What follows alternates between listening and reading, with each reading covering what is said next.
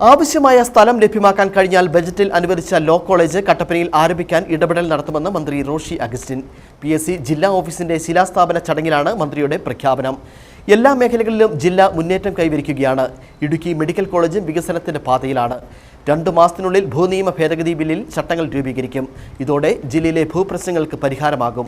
ജില്ലയുടെ അടിസ്ഥാന സൗകര്യ വികസനത്തിനാണ് സർക്കാർ പ്രാധാന്യം നൽകുന്നത് എന്നും മന്ത്രി പറഞ്ഞു. കട്ടപ്പനയിൽ സ്ഥലം ലഭ്യത ഉറപ്പുവരുത്താൻ കഴിഞ്ഞാൽ ആ ലോ കോളേജ് സ്ഥലം ലഭ്യമാക്കാൻ കഴിഞ്ഞാൽ ആ ലോ കോളേജ് കട്ടപ്പന തന്നെ ആരംഭിക്കുന്നതാണ് നമ്മൾ ഉദ്ദേശിക്കുന്നത്. അതിനുവേണ്ടിയാണ് നമ്മൾ ശ്രമിക്കുന്നത്. നമുക്ക് അങ്ങനെ കൂടുതലായിട്ട് ശ്രമിക്കണം. അങ്ങനെ ഓരോ കാര്യങ്ങളും നമുക്ക് കൊണ്ടുവന്ന് ഈ നാടിന്റെ വളർച്ചയിൽ ഉണ്ടാകില്ലാതെ എന്നാണ് ഏറ്റവും പ്രധാനപ്പെട്ടത്. ഇപ്പൊ നിർമ്മാണവുമായി ബന്ധപ്പെട്ട പ്രശ്നങ്ങൾ നമ്മുടെ നാടിന്റെ വളർച്ചയെ മുന്നിപ്പിച്ചു എന്നുള്ളതാണ്. അത് മാറ്റാനാണല്ലോ നമ്മൾ നിയമനിർമ്മാണം നടത്തിയത്. ഈ ചട്ടങ്ങൾ പുറത്തിറങ്ങണം. ഈ മാർച്ച് മാസം അല്ലെങ്കിൽ ഏപ്രിൽ ആ നിയമനിർമ്മാണവുമായി ബന്ധപ്പെട്ട ചട്ടങ്ങൾ പുറപ്പെടുവിച്ച് പുറത്തു വരുമ്പോൾ ഇടുക്കിയുടെ നിർമ്മാണ പ്രശ്നങ്ങൾക്ക് കൈകാര്യം നടത്താൻ കഴിയുന്ന ഒരു നല്ല മെച്ചപ്പെട്ട അവസ്ഥ നമ്മൾ രൂപപ്പെടുകയാണെന്നുള്ളതാണ് ഏറ്റവും പ്രധാനപ്പെട്ട കാര്യം. അപ്പൊ നമുക്കറിയാം, വേനൽക്കാല ചൂടുകൊണ്ട് കൃഷിനാശം സംഭവിച്ചു.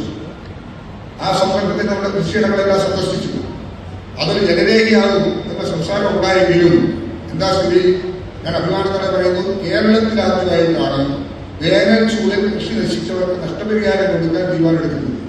കാലവർഷക്കെടുതിയിൽ വന്ന കൃഷിനാശങ്ങൾക്ക് നഷ്ടപരിഹാരം കൊടുത്തിട്ടുള്ള ഇൻഷുറൻസ് ഉണ്ടായിരുന്നെങ്കിലും വേനൽ ചൂടിൽ കൃഷി നശിച്ചവർക്ക് നഷ്ടപരിഹാരം കൊടുത്തിട്ടുള്ള ഒരു ഇൻഷുറൻസ് നമുക്കില്ലായിരുന്നു.